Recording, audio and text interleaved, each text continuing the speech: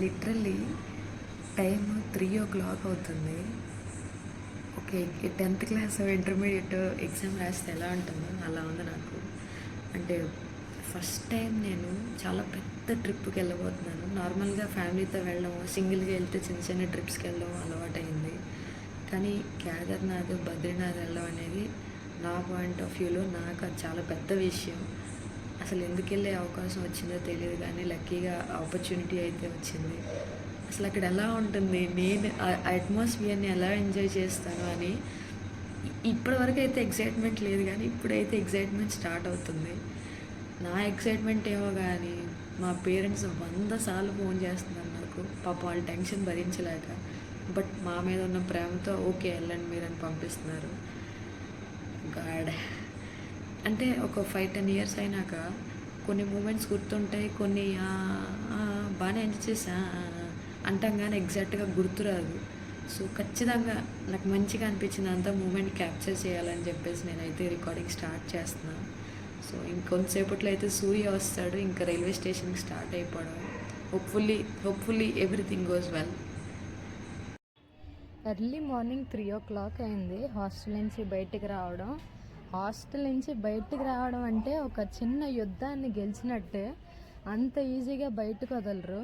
ఆ వార్డెన్ కాళ్ళు ఒకటే పట్టుకోలేదు, చాలా ప్రూఫ్లు చూపిస్తే కానీ వాడు అసలు వదలలే. అంత ఎర్లీ మార్నింగ్ కదా అని మా తమ్ముడు నాకు సాయం వచ్చాడు.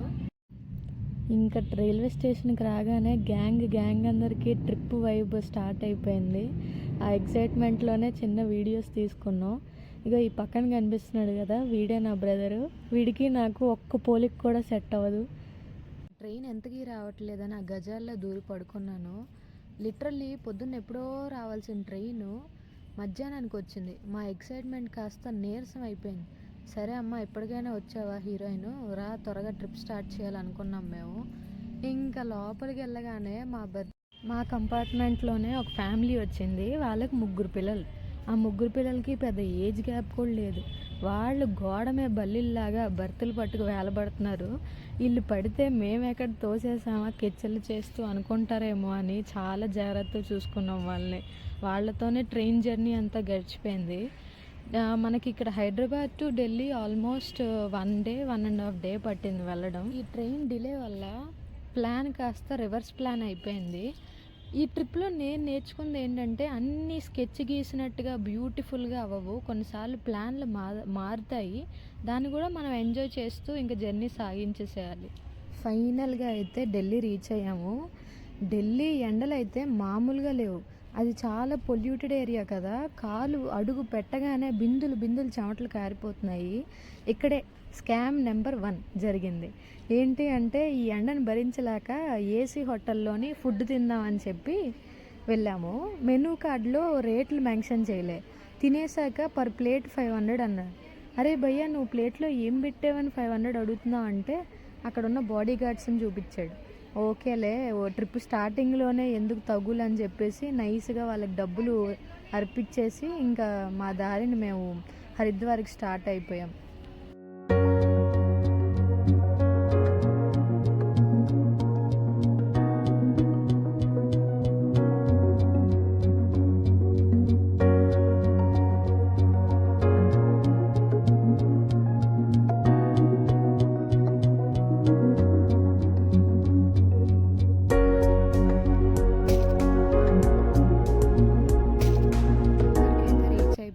హారతికి ఎలా అయినా అందాలనుకున్నాము, కానీ మేము హరిద్వార్ రీచ్ అయిన ఫ్యూ మినిట్స్ బ్యాకే హారతి అయిపోయింది. సరే ఎలాగో హారతికి అందలేదని చెప్పి నీట్గా ఐస్ క్రీమ్ కొనుక్కొని ఇంకా రూమ్స్ వెతుక్కోవడం స్టార్ట్ చేసాము. ఇక్కడ చూసినట్టయితే నా చెవులకి ఒకటే బ్యాగులు లేవు, అంతలాగా బ్యాక్ సైడ్ ఫ్రంట్కో బ్యాగ్, ఎన్ని బ్యాగులు పట్టుకున్నాము. అసలు ఆ ట్రిప్ అంటే ఉత్సాహం అలా ఉంటుందేమో మరి. ఎంత కాదన్నా సరే లగేజ్ పెరిగిపోతూ ఉంటుంది. కానీ లాంగ్ ట్రిప్స్ మీరు ఎప్పుడైనా పెట్టుకున్నప్పుడు తక్కువ లగేజ్ పెట్టుకోవడమే బెటర్. ఎందుకంటే మోసుకోవడం కష్టం. తక్కువడానికి అయితే వెళ్తున్నాము. కొంతమంది ప్రీ బుకింగ్స్ చేసుకుంటారు రూమ్స్. ఫ్యామిలీతో వెళ్తే ప్రీ బుకింగ్ బెటర్, కానీ బ్యాచిలర్స్ అది గ్రూప్గా వెళ్తున్నారు అంటే బెటర్ అక్కడ సెర్చ్ చేసుకొని రూమ్ తీసుకోవడం. ఎందుకంటే మనకి రేట్స్ నెగోషియేట్ చేసుకోవచ్చు. మనం ఒక 2000 అంటే 800 నుంచే మనం అడగచ్చు. నెక్స్ట్ డే మార్నింగ్ హరిద్వార్ నుంచి సోన్ప్రయాగ్ స్టార్ట్ అయిపోయాము. మేము 6 మెంబర్స్ ఉన్నాం కదా అని లాస్ట్ సీట్ తీసుకున్నాం. అక్కడ గతుకుల రోడ్డుకి తంతే వెళ్ళి డ్రైవర్ సీట్లో పడ్డంత పని అయింది. బట్ ఆ నేచర్ అయితే మాత్రం చాలా చాలా బ్యూటిఫుల్గా ఉంది. అసలు మీరు ప్రైవేట్గా వెహికల్ మాట్లాడుకొని వెళ్తే ఎక్స్పెన్సివ్ అవుతుంది. అదే పబ్లిక్ ట్రాన్స్పోర్ట్ అనుకోండి, పర్ పర్సన్ 120 రూపీస్ టికెట్ ఉంటుంది. అండ్ వాళ్ళు కూడా బాగా ఈ రోడ్స్లో ట్రావెల్ చేయడం ఎక్స్పీరియన్స్ అయి ఉంటారు కనుక మీకు జాగ్రత్తగానే తీసుకెళ్తారు.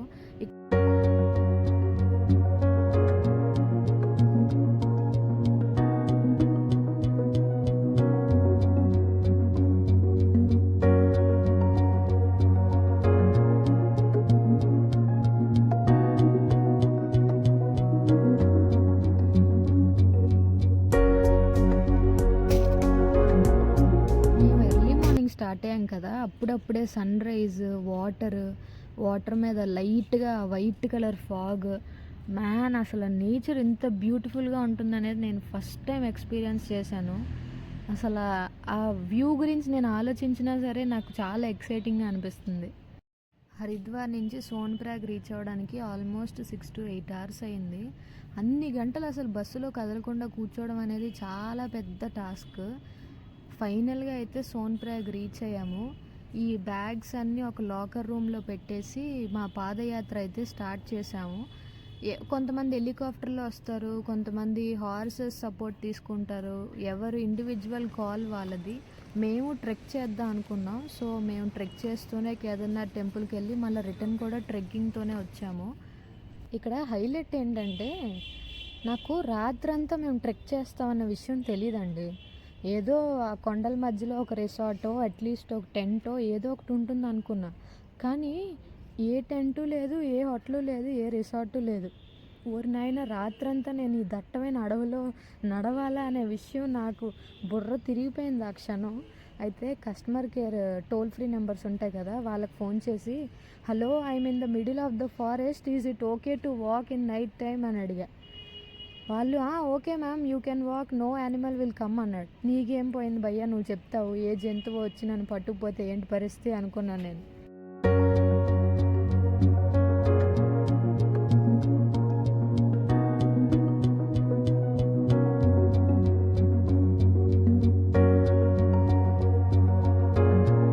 థర్మల్స్ క్యారీ చేయడం మస్ట్ అండ్ షుడ్. జాకీలో మీకు అవైలబుల్ ఉంటాయి థర్మల్స్. బోత్ ప్యాంట్, టాప్ రెండు తీసుకోండి. ఒకటి తీసుకోవడం మానేయకండి. ఒకవేళ వీలు పడితే సోన్ప్రయాగ్ నుంచే థర్మల్స్ వేసుకొని స్టార్ట్ అవ్వండి. ఇంకా నైట్ అయిపోయేసరికి మా మొహాలు మాకే కనిపించినంత చీకటి అయిపోయింది. ఇంత చీకట్లో, అది కూడా డీప్ ఫారెస్ట్లో నడవడం అనేది సేఫ్ కాదని అక్కడ షాప్స్ ఉంటాయి కదా, ఆ షాప్ వాళ్ళకి మేము రెంట్ కడతాము, ఇక్కడ స్టే చేయొచ్చా నైట్ అని అడిగాము. వాళ్ళు ఓకే అన్నారు. మీరు ఎప్పుడైనా సరే ఇలా కేదార్నాథ్ కానీ ఇలా హిల్ స్టేషన్ వెళ్ళేటప్పుడు అక్కడ షాప్స్ ఉన్న వాళ్ళకి అడగండి, మేము స్టే చేయొచ్చా అని. అడగడంలో అయితే తప్పలేదు కదా. మళ్ళీ నెక్స్ట్ డే మా పాదయాత్ర స్టార్ట్ చేసాము. లైట్గా బ్రేక్ఫాస్ట్ చేసి ఇంకా స్టార్ట్ చేసాం.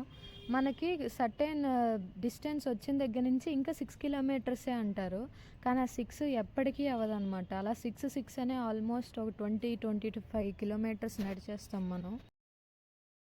కానీ వన్స్ మనం టెంపుల్ దగ్గరికి రీచ్ అయిపోతున్నాం అన్నప్పుడు ఆ అట్మాస్ఫియర్ అయితే టూ గుడ్.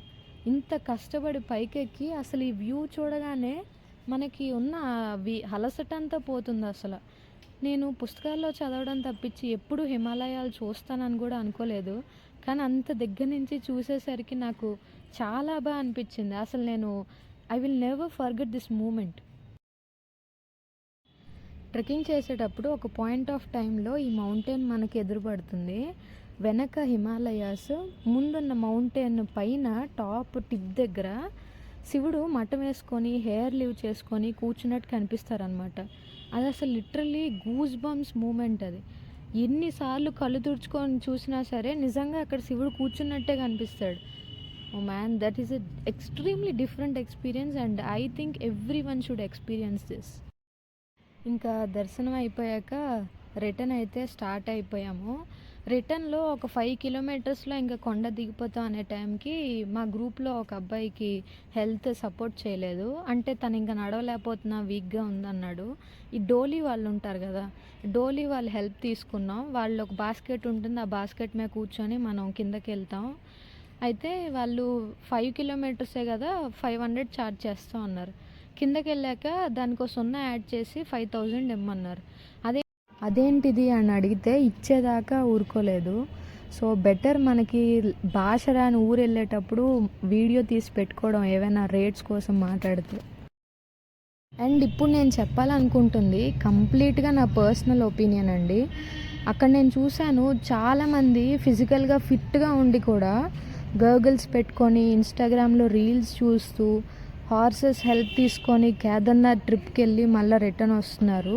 అంటే అది వాళ్ళ పర్సనల్ కాల్ అండి హార్సెస్ మీద వెళ్ళాలి అనేది. కానీ ఫిజికల్గా ఫిట్గా ఉన్నప్పుడు ట్రెక్కింగ్ చేసి వెళ్ళొచ్చు కదా. లేదు పెద్దవాళ్ళు లేదా ఫ్యామిలీతో వచ్చాము అంటే కొంచెం ముందు నుంచి అమౌంట్ సేవ్ చేసుకుంటే హెలికాప్టర్ మీదైనా వెళ్ళేసి వచ్చేసేయచ్చు. అంటే హార్స్ కేదార్నాథ్ వెళ్ళాలి లేదా ఏదైనా ఒక మౌంటైన్ ట్రెక్ చేయాలి అనేది మన పర్సనల్ కాల్ కదా. దానికి ఎందుకు నోరు లేని జంతువుని బాధ పెట్టడం అనేది నా ఒపీనియన్. అండ్ నెక్స్ట్ వీడియోలో మాకు ఎంత అమౌంట్ అయ్యింది ఏంటి అనేది క్లియర్ ఇన్ఫర్మేషన్ మీకు ప్రొవైడ్ చేస్తాను. I hope you like this video. Please like, share and subscribe.